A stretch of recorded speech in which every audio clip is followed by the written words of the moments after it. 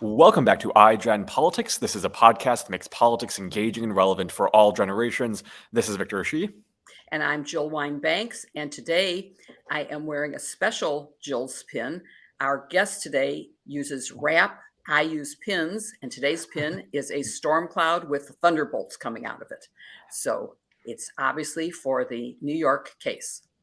As we've talked about many times on this show, Donald Trump faces numerous investigations on the federal, state, and local levels. One in particular has been on the top of our minds recently, and like Jill said, that is the investigation by the Manhattan District Attorney Alvin Bragg into Trump's hush money payment to adult film star Stormy Daniels. We've seen a lot of movement in that investigation last week with Cohen testifying for the first time before the grand jury, Stormy talking by Zoom with reporters, and over the weekend reporting that a witness, Trump's lawyers asked the prosecutors to put in front of the grand jury have testified yesterday. And I think you meant that Stormy did a Zoom with the prosecutors, not reporters. But also over the weekend, Trump used his special media site to say that he was going to be arrested today, something that hasn't happened, of course, and that supporters should protest, which they are doing, but it's a pretty anemic protest. We know where that led the last time, so it is concerning despite it not having sort of developed totally today. Manhattan DA Bragg may announce an indictment today, but so far as we are recording, nothing has happened. It will happen soon, I think. And there will not be an arrest. There will be an arranged self-surrender negotiated by the DA, the New York Police Department, the Secret Service, and of course, the defendant, Donald Trump. And we're going to discuss all of this, including how soon Georgia and Special Counsel Jack Cohn may take action in terms of indicting Donald Trump, with one of my favorite MSNBC hosts and its chief legal correspondent, Ari Melber. Hi. Hi, Ari. It's so great to see you.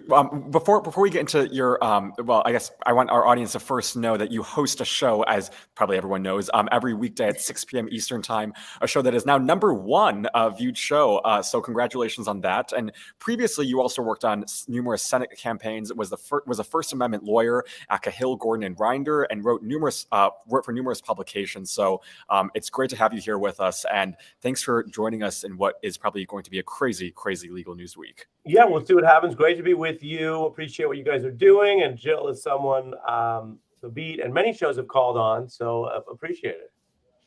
Well, thank you very much. And when you're finished, we have a surprise guest for our audience. And so we'll introduce John Fugelsang after you have departed. But we want to get right to the news that is pending. As of this minute, there hasn't been an indictment of Donald Trump. But we know that Robert Costello, his maybe legal advisor at one point, maybe not his legal advisor, but someone that he clearly had a conversation with, someone who may have dangled a pardon from Donald Trump to Michael Cohen, and who has testified. He also represented Rudy Giuliani and Bannon, and he was allowed to testify after Donald Trump's lawyers asked the prosecutors, as they are allowed to do under New York law, to have him testify as their witness rather than Donald Trump testifying. And so we want to talk to you about what that was all about and what you think. Will it change anything? You saw him on air afterwards. What do you think, Ari?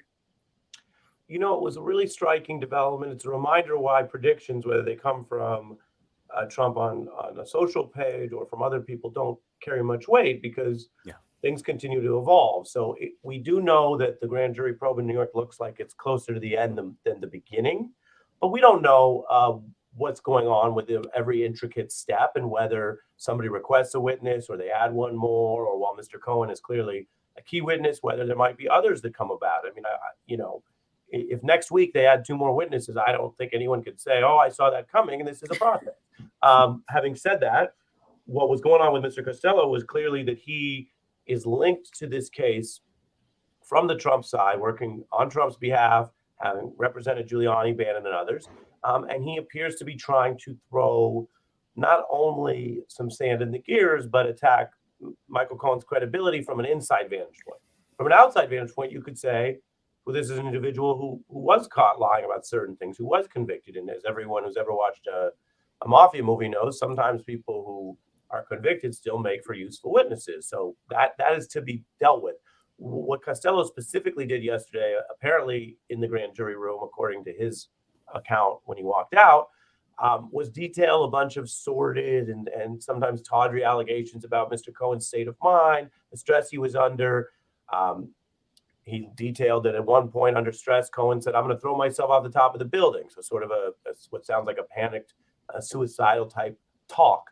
And I asked Michael about that, only within an hour after the charge was made, because he was on the beat. And he said, that part is true. He was talking like that. He was stressed. But that, in his view, is totally separate from what he's a witness to and what he was paid for and whether that becomes criminal evidence. So I think what we're seeing is something that is allowed in the process. So they have every ability to send these people out, whether it's going to interfere with the grand jurors, a potential indictment, or anything like that, I think is hard to know, but it doesn't look to me like anything that would reasonably cancel out a case for probable cause. And as you know, Jill, and as I'm sure many of your listeners know, we're at the low bar of probable cause. When you get up to a trial or a criminal trial, that's reasonable doubt. It's different charge here. But here at that level of proof, there's already receipts, testimony, a lot to go forward if they choose to. Very interesting.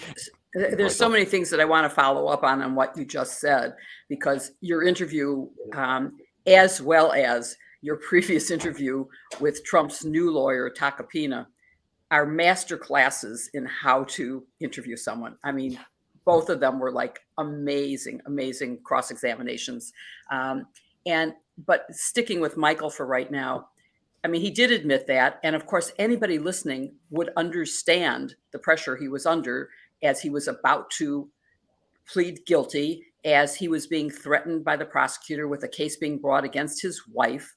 So that I just, as a prosecutor, two things. One, I don't see how that impacts his potential credibility as a witness. Also, as a prosecutor, I have only rarely, because the kind of cases I prosecuted were all against either public figures or white-collar criminals or organized crime. Your witnesses are all co-conspirators. They aren't good people. They aren't innocent bystanders in a bank robbery. They are people who participated in complex conspiracies, and they're believed because you have corroboration from other sources.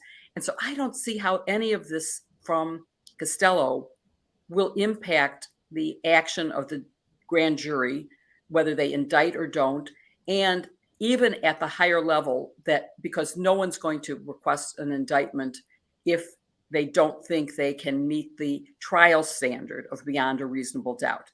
There's just no reason to do that. Yes, you can, but no one would, especially against a former president of the United States. So do you think there's any impact that this could have? And also why, although he was sitting there and was available to rebut anything that Costello said, or any of the 300 emails that he claims he gave the prosecutor, who cherry-picked only the ones that he wanted to use, why wasn't Michael called to rebut? And do you think there's any possible impact? I don't know why they didn't call Cohen. According to Cohen on the beat, he said he was there for that purpose, but they didn't find him necessary. One inference would be that they didn't find there to be enough to even worth engaging on, which, again, you don't need to be a lawyer for. If you've ever had a falling out or a debate with a friend where the types of stuff they're bringing up isn't worth getting into, and sometimes you just leave it there. Or a different interpretation would be that it was of the kind of nature that they wanted to follow up. For example, a witness says, I got these 25 other documents. They may say, all right, we're going to close out for today. And they're going to go back, do their homework, and come back to the grand jury with or without a witness, as you know, Jill, and say, you may have heard that reference. We want to here's an update on that here, whether or not they provide those documents. Because again, they're not in the business of just providing to the grand jurors anything that anyone claims exists. I mean, if you brought in Mike Lindell, and he's not in this case to my knowledge, but if you brought in the MyPillow guy and he told you about, hologram documents provided by aliens that don't exist, right? You're not going to come back and talk to the grand jury that much about it. It's just going to leave it. So I don't know which it is. I do think that what we're seeing is a preview of what what would be litigated in any criminal trial, which is if the defense is that Michael Cohen went rogue, okay, then what's the evidence for that? And they would argue, as we discussed, that there's some problems in his history and that he is a convicted criminal. There's a lot of evidence against that, though. Like, as I discussed with Michael, Donald Trump reimbursed him. If your guy went rogue and you're cheap, sometimes you don't even pay real bills. Why would you go out of your way to reimburse someone who went rogue, right? And so, Victor, if somebody comes to you and says, hey, I know we talked about getting those Drake tickets, we really did, we're buying them, and you plan to get them, then you'd pay them back. But if you didn't talk to them about it, or there was just their mentality, and I don't know if you know, Jill, but this new Drake show is one of the most expensive tours we've ever heard about. They're retailing for $500, $800. It's a lot of money for even a good show. Very expensive. Right. So if somebody comes to you, Victor, and says, I know we never talked about this, they went rogue, but on your behalf, I got you $1,000 Drake ticket, and it's in a different city, so it's going to cost you $2,000 by the time you're on. You might just say, hey, man, thanks for thinking of me, but you went rogue. I don't have $2,000 for that right now. Like, not everyone's just going to, so I think there's some common sense issues for any jury. Yeah. Again, if we get to that point, that would all be litigated. I don't necessarily see that stopping the current phase, which is whether they bring a charge. Well, we have some wrap questions to ask you later, but I first want to get to Jill mentioned your amazing interview with Trump's new lawyer, Joe Tacopina, and last week you interviewed him and you brought the receipts, and he basically tried to lunge and grab it from your hand, which seems to me more of an admission that, of course, it was a lie. I'm wondering, in that moment, what stood out to you about his answers to your question, his demeanor? What does that say about Trump's legal representation at the moment?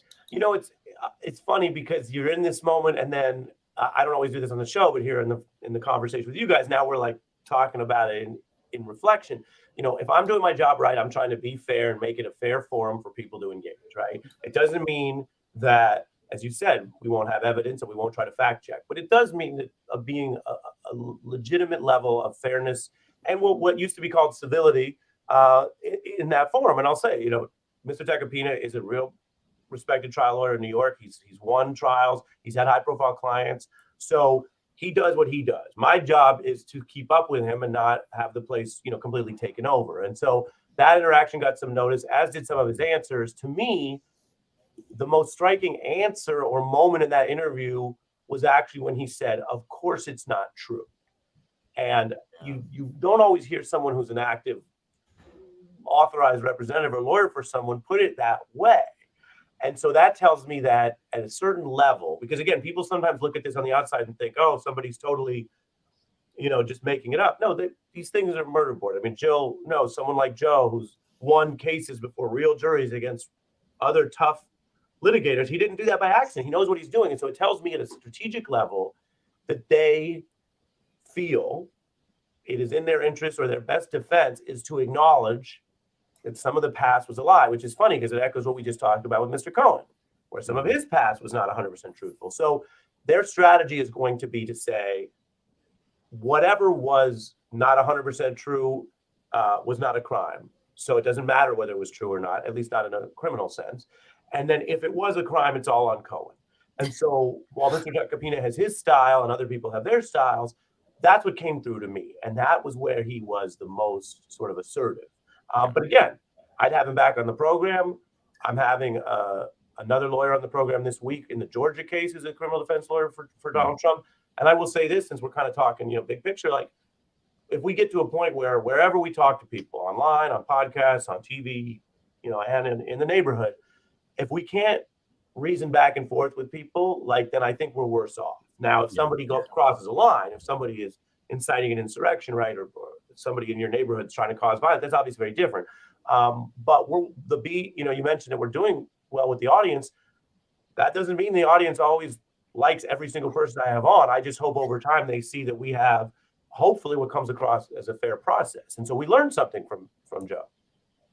It's so important to me, as someone who cares about the First Amendment and facts, that we do have this kind of dialogue, and it is rare that we see that. So it is wonderful to see you doing that. And you mentioned, though, when you're inciting a riot, and I was not going to ask about this, but I mean, barricades are already being put in place, preparing for what could be a protest that is not necessarily peaceful, because when Donald Trump called for a protest, he did not say a nonviolent or peaceful. He just said, protest, take back our nation.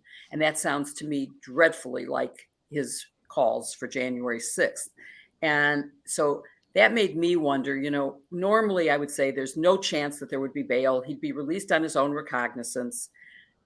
But now I'm wondering, do you think that a judge might say, and there are certain conditions for your release? One, you have to give me your passport. Two, you have to agree that you will not post anything on any social media site or say anything that could, I'm not sure exactly how the judge would phrase it. Carefully, I would say he will phrase it. Do you think that's a possibility? There are times where there are, of course, quite strict conditions. I would be surprised by that. I think if we're analyzing what would come to the New York courts if they go forward, if there's a charge, is to make every attempt to show that the rule of law holds and no one is above the law, but not to do things that are debatable or that are jump balls that could be really overly misconstrued as something else. Likewise, obviously, there's requirements when you're booked. So if any public official is booked, you need their fingerprints. You need to go through that process. But in my reporting, I've heard from sources who say they may very well consider a different location. I don't think that immediately has to be perceived as special treatment. There are some very real world practicalities they have to consider. And the same with El Chapo. The nature of his capture and extradition required different locational mechanisms. It doesn't mean he was getting special treatment, quote unquote. I do think they have to be very careful of not letting that become a trick or an excuse. But no, I'd be a little surprised if there were extra conditions. I'd be surprised, quite frankly, if he was booked in the exact same manner as other people. Public officials have their own security detail. They have other considerations. And so I think we all just have to be very sober about leaving a little bit of a wide berth for that while expecting the rule of law, demanding the rule of law hold. It's such a great answer. And before we run out of time, we have sort of two other categories of questions we want to ask you. And one is about rap. But the first before that is, let's talk about Georgia and maybe the federal investigation. But Georgia, there's now been a new move to quash the report and to interfere, which suggests to me that the DA must start acting much quicker, because the longer the delay, the more mischief Donald Trump and his lawyers will do. And I think ultimately they're going to lose on the quashing and preventing her from being the prosecutor, from doing anything in his case they're asking for. But do you think there's any chance that would succeed? Have you heard any reporting that suggests how soon she might act? I think she is behind the schedule she set if we follow words in the traditional sense. I've heard some people say, oh, well, imminent means something different in the law. Sure, but I don't know. She definitely raised expectations earlier. She hasn't delivered on that. And I say that either way. In other words, you can close the case and have a declination and say we're done, or you can charge, but she hasn't done either. So that's curious. We may later learn. There are reasons for that. We may learn there were late developments. We don't know that delay means problem, but we do know delay means not what she said within the last few months. So this attack that they filed Monday is striking because they don't have a case to file to. Donald Trump hasn't been charged with anything in Georgia. So they're kind of coming in on some of these claims, saying basically that they believe the DA is biased and they think the grand jurors speaking out in certain forums is unfair to them. And that's perfectly fine to discuss and litigate. But again, litigate in what context? The relief they're seeking is about something that has not happened, right? It's the opposite. If, again, Victor, if your Drake friends say you owe them $1,000 and they sue you for $1,000 because they say you own the ticket, and then you reply, like, you guys are debating over $1,000 civil case, right? Here, there's no case. So the relief they seek is there to be no case. But currently, there is no case. So that is a very interesting thing. It could just be offensive bluster. It could be that they wanted to find a forum to complain about the grand jury statements. Or, again, I'm trying to be as careful as possible. Or an alternative is it could be that they have reason to believe that charges are coming and this is their first move. So it's interesting in that sense, which is why we've been talking to Donald Trump's Georgia lawyers to suss that out and to hear what their arguments are. So I hope everyone watches that interview, and we've talked a lot about some heavy stuff about legal news, but you did invoke Drake's name a couple of times throughout this show, and something that Jill and I are dying to know, completely unrelated to our topic right now, is your love for rapping, and you often bring on rappers on your show. Talk to us about that, and then also, what are some of the rap songs and artists that you're listening to this week to help you get through it? Great question. Couple things. I mean, right now I listen to a lot of different artists. I will say at a time like this morning, I was listening to Future, which is just kind of energy pump up music. If I'm about to go on set, sometimes I'll put something on that's like that. If I'm trying to get in a certain kind of mood. In terms of new artists and stuff, I'm also listening to a lot of Benny the Butcher, Griselda, Baby Keem, Lil Uzi Vert, who I think is definitely like having a big moment. So those are the kind of current artists. And there's a lot of old school stuff I love in all genres. I love Lena Simone and Grateful Dead and Bob Marley, a lot of different stuff. As for the other part of your question, which comes up is, I went to Garfield High School, which is a big public high school in Seattle. It's Quincy Jones School. Mm-hmm. Hip hop was a big part of that at that time, as it is now, global culture. And so for me, it wasn't any special extra thing. It was what we were all about. It was definitely the mood of my formative years coming up. And I learned as much from certain songs and artists about what felt like the real world, the real history, real critiques of the justice system as you do from the traditional textbook. And I think that's been borne out. So on the show, sometimes it's just fun and we're talking to people, there's a lyric or we have an artist on, and it's cool.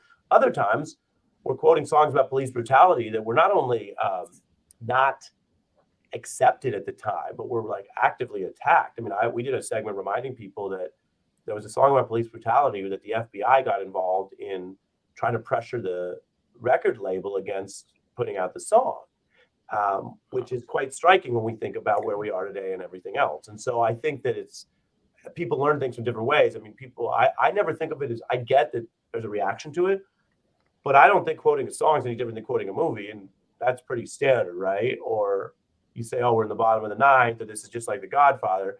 To me, that hip hop culture was always something that was my entree and my opening just to learning about so many things. So that's how I see it.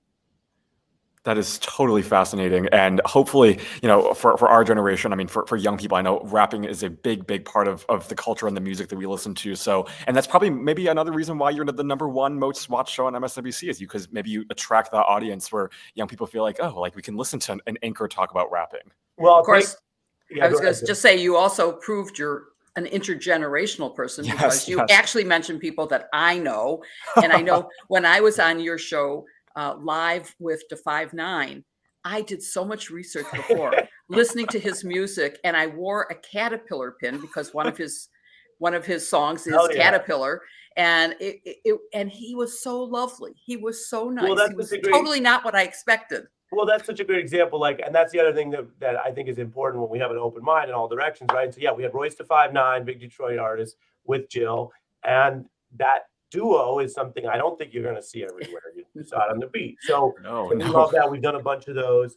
I will say, especially Victor, when you talk about like people get their news different ways now, for folks who are listening on the podcast, we post daily our top videos, which anyone can watch for free on YouTube. And our YouTube playlist is really easy to remember. It's msnbc.com/Ari. So msnbc.com/ARI. And that's just directs you right to YouTube. Doesn't even go to our corporate MS page. And then you're on YouTube and you can see the most recent one. So for example, if someone's listening to this and they say, oh, I don't have cable, I don't know where to get it, you can go to msnbc.com/R. You can find the lawyer interviews we just discussed and watch them there. And I love that because yes, I do work for a news company, but I'm pretty committed to trying to get the work out there. And so I love that in this environment, even if you don't pay for cable, it's kind of like not being paywalled on the New York Times. You get a certain number of articles free. You can go out and find those there. And we do that. And I do know, I mean, the data shows younger people aren't buying linear cable. I don't personally see how that would reverse. I think things evolve. So even if you don't have cable, you can find everything we just talked about there. So thanks, you guys. Wonderful. Thank you so much for joining us. And we will put all of those links. Also, I mean, you're on Instagram, you're on everything. So we'll put all your links on our show notes, and people will be able to find you there. Thank you so much for your time. Thank you, guys. Thanks so much, Ari. Okay. Bye. Cheers. Bye, you guys. Bye.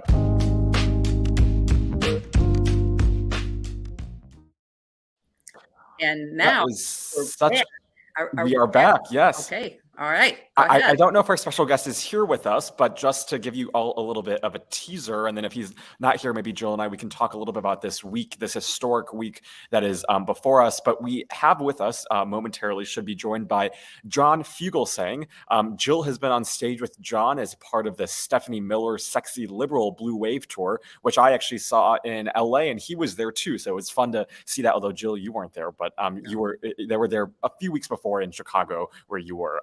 And John Fugelsang is smart. He is at the same time hysterical. He's an American actor, comedian, writer, television host, political commentator, and television personality, and host of Tell Me Everything weekdays on Sirius XM Insight. I think it's channel number 121. His full bio, including films and TV appearances, is on his website, www.johnfugelsang.com/bio. So we will be joined by John any moment. But Jill, maybe before we do that, let's talk about this week, which, there John is. Hi, There John. he is. Hi, hello. Hi, John. Good How are afternoon. you? I'm 1 Good minute afternoon. early. Hope you don't mind. No, we're perfect. delighted. Your timing is perfect. We just introduced you. Oh, how So it informal. was Great. perfect. Yes, we Well, gave thank you a you very very good much. introduction. Thank you both. You would have liked it if you had heard it. So you'll have to listen to the show to do it. I'm completely chuffed and honored and humbled virtually. Thank you. Yeah, Of exactly. I was saying nice things about you guys that you'll never hear a few minutes ago as well. Darn.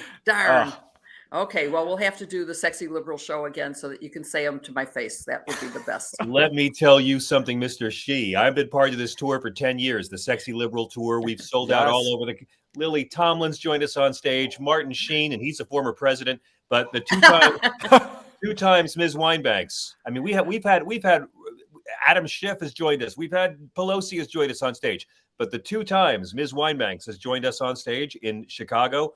My God, how the crowds go insane for her. And let me tell you, these Chicago crowds know about being insane. She is I'm originally from Chicago, so I know that crowd well, but I've never been able to attend a Sexy Liberal tour with Jill, but I did attend one where you were in LA. So I guess I saw you, I think it was Glenn Kirshner and a couple other people earlier this November. It was right before the elections, and that was very fun. But I'm going to go back to Chicago one of these days and attend the Sexy Liberal tour to see how watching me fall flat on my face as I approach the stage. People are still talking about that. You're still talking about that. Here's what happened. She tripped and fell in the theater. She came on stage with me and Margaret Cho and Representative Jan Schakowsky. Wow. This woman was bleeding.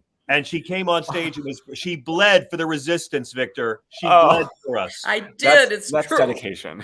You can see the bloody knee because we sat on high chairs, and there I was on the high chair with a bloody knee. Oh well. That's amazing. I've got pictures, Victor. I have an NFT I can sell you of her.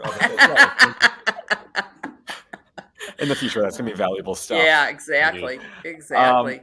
So we have a lot to ask you, John, and I think maybe the first off is, this case is on all of our minds. This case from Manhattan. You're in New York. What has it felt like in New York, and what's your reaction to what we're seeing right now?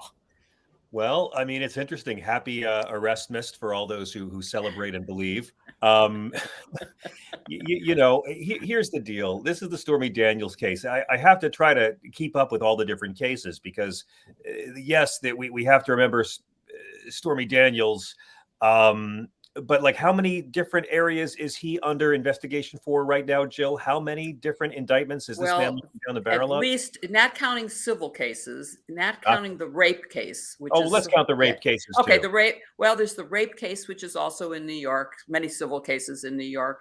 There's, of course, what is happening in the District of Columbia Department of Justice under Jack Smith and Mar-a-Lago, Georgia. DOJ Mar-a-Lago and January 6th, and of course Georgia. Jack Smith, multiple Georgia. cases possible in Georgia. There's state of New York as well. We've got Fonnie Willis in Georgia, Letitia James in the state of New York. But that's civil. Letitia is civil. Oh, fine. If you want to split hairs about it, listen. I'm not orthodox about Erasmus. I think Erasmus belongs to all of us, and we should celebrate all the different colors of venality and criminality. There's also, all of his criminal corporate enterprises, and then there's Alvin Bragg, and then there's a six with the DOJ and the SEC. about his website as well. And then there's my friend E. Jean Carroll. Look, there's a lot of malfeasance to keep track of. So when it comes to Stormy Daniels, I'm delighted to know that his hookup with her was probably the most expensive 12 seconds of his life. And when you're going to defend Trump against this, and here's the thing, y'all, all of your viewers have loved ones who are in the Trump cult, right? Every progressive and liberal has a Trump lover in their life, and we still love them, just like every Trump lover has a sane person they ignore in their life. So when you're talking to your Trump loved ones about this case, you've got to ask, do you believe that he slept with her and paid her $130,000 to be quiet? Or do you believe his official story that he never slept with her, but paid her six figures anyway? In other words, he's paying women he never had sex with to say they never had sex. And also, you've got to ask them, do you believe that Michael Cohen paid Stormy Daniels $130K to lie, breaking campaign finance law all on his own? Or did Donald Trump admit that he reimbursed Michael Cohen the $130,000? They're all true. It's all true. And I think it's great that they're going after him for this. I don't have a very my unpopular opinion is I don't care if Donald Trump ever goes to prison. I don't need to see if orange clashes with orange. For me, karma is already underway. He will be shoveling money into a furnace of defense lawyers for the rest of his natural life. So you don't need to see him in jail. Stop and smell the train wreck. He's already being bled dry for his crimes. I say stop and smell the devastation. Boy, I hope you're right. I'm just not sure that he pays people he engages. So he may have bills in the millions, but will he pay them? I know people who have been stiffed by him after doing work for him in construction. So yeah, it's hard to know. Well. But, yeah. And by the way, look at the January 6th rioters. They were the latest group of private contractors to actually believe Donald Trump would reward them for their labors. They found out otherwise. Very good point. And the Republicans are just continuing, despite all the evidence of how the elections have turned out, to defend him. They're hard at work attacking Alvin Bragg. They're calling him a Soros-funded, left-wing, crazy person. Soros-funded. I guess the word globalist was out that day, so they went with Soros-funded. Yeah. I don't get how they think it's going to work again.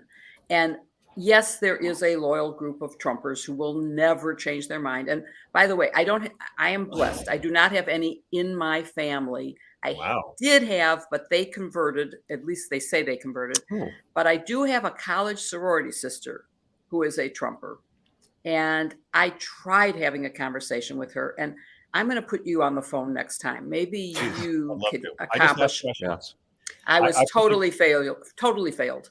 I finally did a hashtag called Ask a Trump Defender, and it was just like 75 very simple questions to ask the loved one in your life. You can look it up anytime, hashtag Ask a Trump Defender. And it's just simple questions to ask your loved one to see how they handle it. I mean, to me, it's the cult that is beyond reason, beyond facts, beyond scripture, beyond the Constitution, beyond reality. And the congressmen, as you well know, are craven cowards. Ron DeSantis probably the most cowardly because he's trying to attack Alvin Bragg and attack Donald Trump at the same time. And drag for it as well he should be. And Kevin McCarthy, who has caved so many times, there are minors trapped inside of him. Is now playing the same game the rest of them are playing, which is ignore what your eyes say. They are so terrified of the right-wing MAGA base that even though they know Trump is a liar and a criminal, they'll go back on their own public statements because they care more about this illusion of power than they care about actually being responsible public servants. So I think it's great. Let them grow old. Remember Jill? Everyone, the guys who grew old defending Nixon. Remember, you have these 80-year-olds. Nixon wasn't bad. He just got caught. Those guys. Yes, I remember well. Let them keep on defending Donald Trump for years. All I care about is that he's never able to appoint judges again. I don't care if he's in jail. I just don't want him setting policy. He can burn down the Republican Party because it's no longer the House of Lincoln. It's not even the House of Quail. I mean, Jill, you say this often, which is, I mean, like in terms of penalties, I mean, like you said, John, I mean, arresting, may make us, feel really good, but the penalty that really matters is whether or not he can ever hold political office again, and that's what's going to matter. And so, I share your sentiment. I just hope whatever happens to him, hopefully he never. Although is I able to do serve have a political. pin of him playing golf in an orange jumpsuit, and I'd that's like pretty to good. have a reason to wear that pin. So, Listen, I respect all Just faiths. for that, yeah. I respect all faiths and superstitions and all spiritual tokens. So I think it's a valid pin. God bless it. Just for me, it's like I know so many liberals who've been through this, so many, and sane conservatives too, who've been through this so many times. And after Robert Mueller, and we're all just like, Rudolph promised there'd be an indictment before Christmas, and I just totally agree. I don't care. I don't particularly want him to go to jail. I want him to be held accountable, and that means convicted. But it doesn't. Will do that. But, I don't care the penalty, other than that he can't hold office again. Right. I agree. Well, it's funny we're having this conversation literally on the 20-year anniversary of our invasion and occupation of Iraq. Yes. Because speaking of accountability, 20 years ago today, what do we have? We had a semi-literate Republican millionaire at birth president who lost the popular vote, perpetuating a lethal fraud, causing suffering based on a lie. And when it was proven that president had lied, he walked away with no accountability. Yeah. I'm glad that can't happen today, right? Right. And I have to tell you, when we go back to that one, when I saw the presentation of weapons of mass destruction, because I had experience in intelligence from being in the Pentagon and having observed intelligence, I knew that there was something wrong with that. I knew that there wasn't a very good case being made. But let's talk about something else. Let's talk about wokeness. And, this is the new favorite term of Republicans. And they've made the word woke, which most people would define as being alert and aware and knowing what's going on. Yeah. All positive things, and they've turned it into this attack on Democrats and made it a horrible thing. What is going on, and how do we deal with that? Well, I mean, I think you nailed it. Every generation, it seems, has a new term they use to smear the very concept of empathy. When I was a kid, there was this expression, bleeding heart liberals. And I'm like, bleeding like Jesus, bleeding heart? And then it became politically correct liberals. And I'm like, well, okay, political correctness was just about using language that not be hurtful to people. Does it go too far? Absolutely. I was once doing a TV show and I called Naomi Campbell a beautiful black supermodel. And this white producer said, don't call her black, call her African-American. And I said, she's British. So yeah, it goes too far. But then we got social justice warriors, and I was like, oh, like Jesus again, okay. And now it's woke, which used to be a term that meant being aware of racism and how prevalent it is. Leadbelly used woke in a song almost 100 years ago. It's now been weaponized. It used to mean, being aware of racism. It was a term of anti-racism. Right. Now it's been weaponized by racists to smear anti-racism. And it's a nifty little word that means anything we don't like is woke. So whatever they couldn't smear before, they now have this umbrella term. So if you don't like women having places in the office of equality, well, then I've had it with this woke feminism. If you don't like African Americans demanding an end to police brutality, let's not forget, MAGA was a lot more offended by Colin Kaepernick's knee than Derek Chauvin's. I don't like all this woke racial politics, LGBT people. I don't like all this woke stuff in the school. It means nothing. It means whatever bigots don't like, they get to call it woke. Right. And Ron DeSantis, as you guys probably know, he has this ridiculously stupid Stop Woke law, which is another one of Ron DeSantis's white fragility laws. Anything that might make the child of a racist feel uncomfortable, you can sue the school. That's literally all it was. And as you guys know, DeSantis's attorney was in court in Florida, and the judge asked, what is your definition of woke? This is Ron DeSantis's office's official definition: the belief there are systemic injustices in American society and the need to address them. Under oath, they'll tell the truth sometimes. That's all it meant. So this is the latest example of some Americans who are more outraged over protests against racism than they are at actual racism. Well, last week there was this really striking moment. I'm sure you saw this, where Brianna Joy, I think her name is, she interviewed Bethany Mandel and basically asked her, "Let's just hold on, let's just step back for a second and analyze what does this word woke mean." And Bethany Mandel basically didn't even answer, and she said that this will be a moment that goes viral. It was a moment that went viral, but I mean, these Republicans. Just to fill in, she wrote a book about this. She wrote a book. Yes, she wrote a book about this, Yeah. and she literally stuttered. She was silent for a while, and she stuttered and stumbled, and she could not define. She said, "Well, it's very complex. It's very difficult. If you can't define what you wrote a book about, well, then what can I say?" And God bless Brianna for asking the question, because I ask it all the time. I ask it on every show I do with the conservative brother or sister. I also ask them, by the way, to define socialism. They can't do that one either. Try that if you want to hear a really long pause sometimes. So, I mean, my question is, I mean, how do they, I mean, these are words that, I mean, for my generation, I was talking to a friend the other day and we were talking about critical race theory and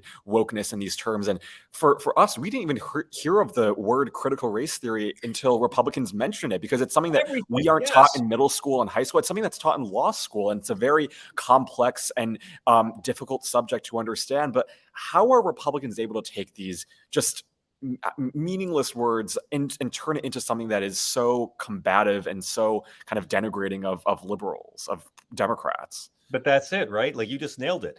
Everything the right-wing trolls scream at us about, Victor, is something I learned about from a right-wing troll. Antifa. I didn't know who George Soros was until someone told me I was taking his money. Sharia law, Cloward Piven, the deep state, critical race theory, Saul Alinsky. How about that one, Jill? Saul Alinsky. Maybe you had heard of Saul Alinsky. I know the name. Yes. I never did until Newt Gingrich taught me. I worshipped him. So that's the game, right? It is. And but it's woke. It's like Democrat Party. There's stuff that works inside the bubble, right? Right. Barack Obama still hasn't shown his birth certificate inside the bubble. The bubble doesn't know that Trump admitted Obama was born here in 2016. So these words are very piercing inside the bubble. When they get out among, Earth, then they're not as powerful. And so I think the strongest thing we can do is just, when we have to engage with our right-wing friends, ask them simple questions and don't hate them, because that's what they want. Refuse to hate them back.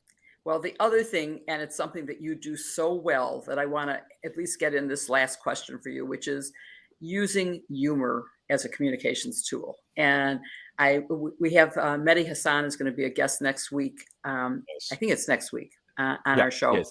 And he just wrote a book about how to win every argument. And one of the tactics he says, in terms of even debating, is using humor. And obviously anyone listening to this part of our interview is going to want to listen to your podcast, because you are funny, genuinely funny. But have you found that it is an effective way to maybe get facts across? Deeply. Billy Wilder said something once that is the quote I've lived by for many years now. If you're going to tell people the truth, make it funny or they'll kill you. I used to have that over my desk. And John Lennon also said something that stuck with me, which is that humor or ridicule and nonviolence are the two things they can't handle. They can take care of you for anything else you do, but humor and nonviolence, they still don't know how to handle. And I have learned there's a reason why people trust comedians more than they trust journalists or politicians, because for a joke to work, there has to be an element of truth in it. Right? Like your brain has to recognize, oh, that's real. And then you laugh involuntarily. It's a beautiful little system we have as humans. So that's why I think people do trust great comics more than they trust politicians. But it's essential, Jill, for me in my line of work, because for one, I'm not as smart as you guys. I can't make it clever like you guys do. I got to throw jokes in to make it bearable when I talk. But also I find humor is a delivery system for truth. And so it's been something that I lean on heavily, and it really works. Well, I, for one, love listening to you and find that I learn from you and enjoy it. And it's one of those things. It's like when I have to really tune out, it's a great way to do it, is to go to something that will make you laugh and forget the trauma that you're suffering at that very moment. So you've helped me today because I was having a Jill, really there's bad drugs day. for that. There's drugs for that too. American. Not on this show. We don't do that. No. John, thank you so much for joining. And this has been so wonderful. And I hope that, maybe this week will be Erasmus week. It'll be, like you said, we will be anxiously awaiting. Thank you so much for joining. Even if Erasmus never comes, it's about the Erasmus in our hearts. That's what matters. Okay? That's where if you believe Erasmus is real, then it's real in our hearts, but you don't need a physical one. Thank you both. So I'm on Sirius XM Progress every night. You both have been on the show. You're both invited back, please. And our show is now a podcast. So you can hear all the celebrities and comics and politicians we have. I'm so honored to be on this podcast. I listen to this podcast. I love you guys together, and I love what you do and are bringing into this world. Our country needs. Well, we hope you'll come back again, and we're going to post all of these things on our show notes so that our audience can find you again, because thank you so much. You're worth finding. Thank you, John. It's been a pleasure. Thank you, guys. Thank you so much. Okay, so Jill, that was a wonderful, wonderful episode with both Ari Melber and John Fugelsang. I think maybe we can end just by talking about, this moment in American history when we are about to see if everything that we're seeing right now, if all the facts point to where they are, the first former president becoming indicted. I know you have long been an advocate for Richard Nixon to be indicted as when he was president or when he left office, and that it would have set a precedent for future presidents, for future leaders.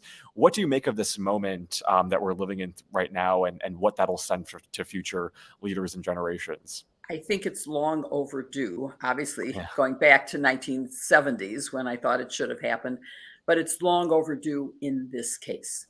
We have now, as we mentioned in talking to Ari, that you have a situation where Fani Willis has delayed taking action, and now there is a defense strategy in place that could further delay it.